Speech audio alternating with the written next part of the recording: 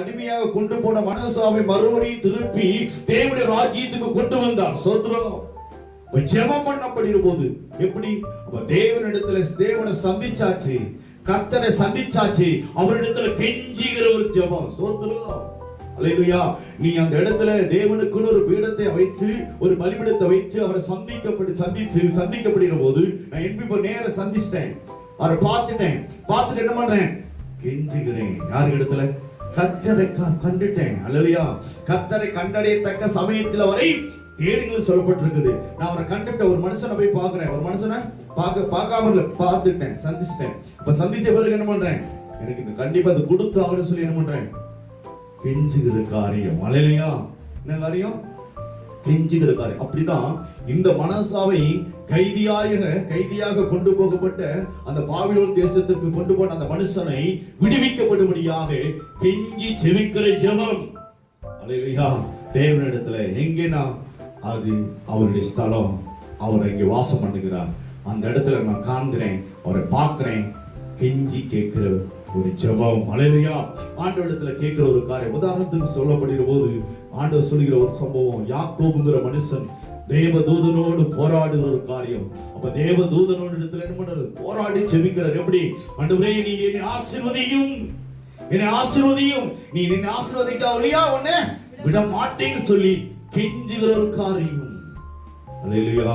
அப்ப அதே போல நாம் தேவனிடத்துல கெஞ்சி ஜெபிக்கிற ஒரு காரியம். கெஞ்சி ஜெபிக்கிறேன்னா நான் தேவனை அநேக முறை அந்த இடத்துல தரிசிக்கிற ஒரு காரியமா இருக்கணும். அதுக்குதான் அந்த ஸ்தலம் தேவனிடத்தில் இருக்கிற ஒரு இடமா இருக்கணும். சோத்திரம். அப்ப அந்த இடம் தான் நான் எப்போது தேவனும் நானும் சந்திக்கிற இடமாக இருக்கணும். அல்லேலூயா. அப்ப இப்படிப்பட்ட ஒரு காரியம் நமக்குள்ள என்ன வேணும்? சோத்திரம். இயேசு அதுக்குதான் நமக்காக என்ன பண்ணாரு? இல்ல, இயேசு எப்போது வழக்கமான ஒரு இடத்தை எடுத்து ஏற்படுத்தி வைத்திருந்தார். இயேசு இடத்துல ஒரு காரியத்தை அறிந்துக்கலாம். எப்படி வழக்கமாய் ஜெபிக்கிற இடத்துக்கு இயேசு ஏறி போனார் மலைக்கு.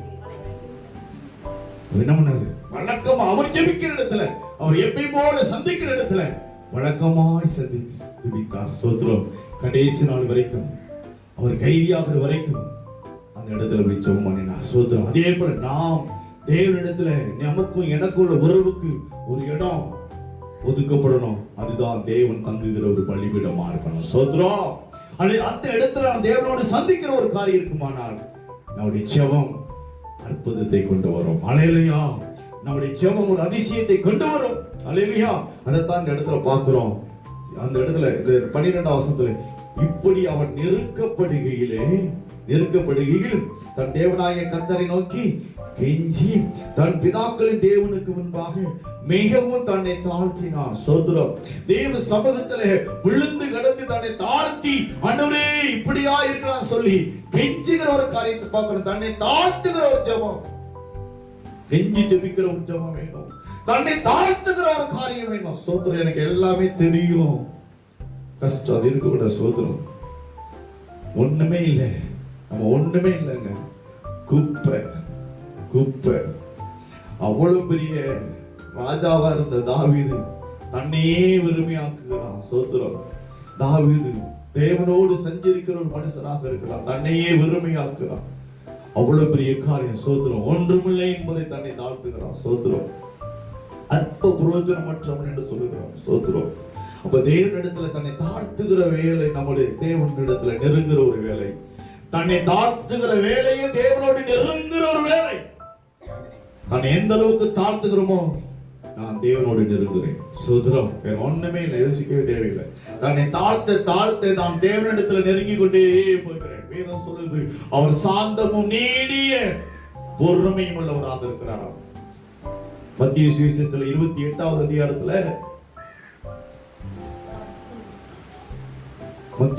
வாசிங்க 11:28 வசனம் 28 29 வாசிங்க. 29 வசனம் வாசிங்க.